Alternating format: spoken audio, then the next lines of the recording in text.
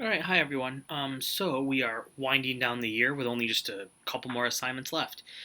So what we're going to look at today is the surrender at Appomattox. So when the South surrenders to the North.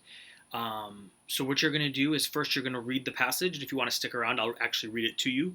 Um, After that, you're going to look at the following page. It gives you a list of, I believe, 15 or so events from that passage. Those events are out of order. So, what you're going to need to do is go through and put those 15 events in order on the slide that's part of the assignment.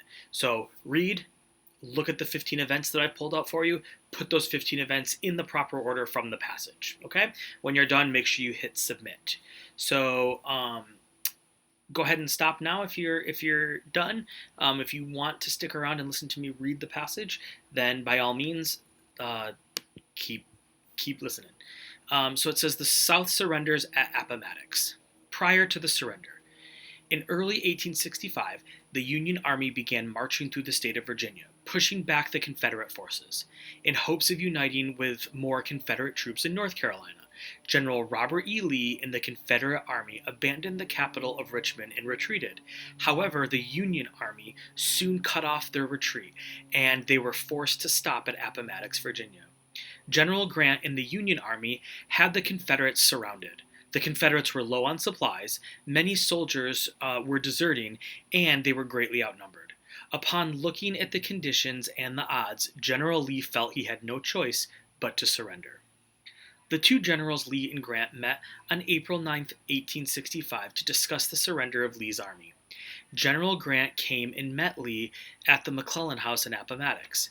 Grant had great respect for Lee, and before they got down to surrender terms, he actually made some small talk with Lee. General Grant had already discussed terms with President Lincoln.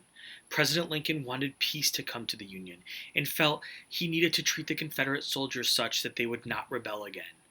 The terms of the surrender were generous. Confederate soldiers would have to turn in their rifles, but they could return home immediately and keep their horses and mules. They were also given food, as many of them were very hungry. These terms were more than Lee and the Confederate Army could ask for. Although they were crushed to have to surrender, they could not dispute the fairness with which they were treated by the North. The rest of the Southern Army and President Jefferson Davis's capture. There were many more soldiers and armies throughout the South that had not yet surrendered. However, when they heard of Lee's surrender at Appomattox, many of them knew the war was over.